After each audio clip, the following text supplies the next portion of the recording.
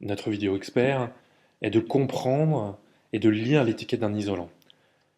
Cette vidéo est un peu différente des autres puisque je ne suis pas à l'écran, puisque ça nécessite des éléments visuels avec cette fameuse étiquette que nous, on nomme étiquette CE. Alors, cette étiquette, elle est présente sur l'ensemble des matériaux isolants que l'on propose à la vente. Tous les matériaux isolants destinés à la construction vont voir cette fameuse étiquette posée sur leur packaging. Donc c'est valable pour les laines minérales, mais aussi les laines écologiques. Tous les matériaux isolants doivent avoir, par obligation, cette fameuse étiquette. Alors on va voir que cette étiquette comporte plusieurs grilles de lecture qui sont très importantes. Tout d'abord, en haut, à gauche, nous allons avoir le petit logo CE tel que vous voyez. Il atteste de la conformité à la directive européenne relative aux produits de construction et doit pour ce faire répondre à 6 exigences.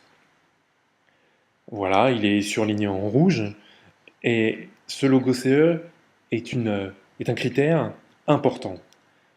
Les 6 exigences sont la résistance mécanique, la sécurité incendie, la sécurité d'utilisation, l'acoustique, puis nous avons aussi l'hygiène et la santé, et enfin les données environnementales. C'est un gage de certification obligatoire sur ces critères-là. Sur la partie droite, l'ensemble des éléments qui permettent de connaître l'adresse du fabricant et puis les données de certification qui se trouvent un petit peu plus bas. Ensuite, nous allons passer à cette fameuse ligne qui se situe dans la partie intermédiaire, qui est très importante. Très importante parce qu'il y a les données fondamentales sur les qualités techniques du produit. Tout d'abord, l'Euroclass. Alors, l'Euroclass, qu'est-ce que c'est? L'Euroclass, c'est un système unifié de méthodes et de paramètres d'essai concernant la réaction au feu des matériaux destinés à la construction. En clair, c'est une classe qui permet de savoir si le produit a un classement feu et de le savoir rapidement. Ensuite, nous avons la résistance thermique. Nos TR, elle exprime la capacité d'un matériau à résister au froid ou au chaud. Plus le R est élevé, plus le produit est isolant.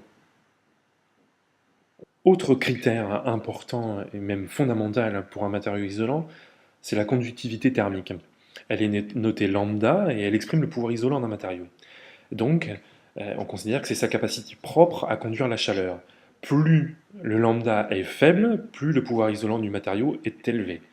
Donc ces deux critères de résistance et de conductivité sont primordiaux.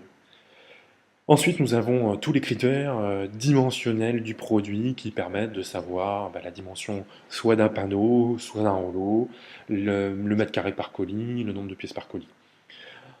Ensuite, nous avons ce qu'on appelle les désignations. En fait, ce sont les désignations que le fabricant a voulu donner à son produit qui permet de pouvoir savoir de quel produit on parle. Enfin, sur la partie basse, nous avons un volet qui est constitué d'éléments qui sont là pour des certifications supplémentaires. Alors nous avons la CERMI. La CERMI, c'est une association pour la certification des produits isolants. Cette certification, elle est volontaire et indépendante, et elle garantit les résistances thermiques et l'aptitude à l'emploi des isolants.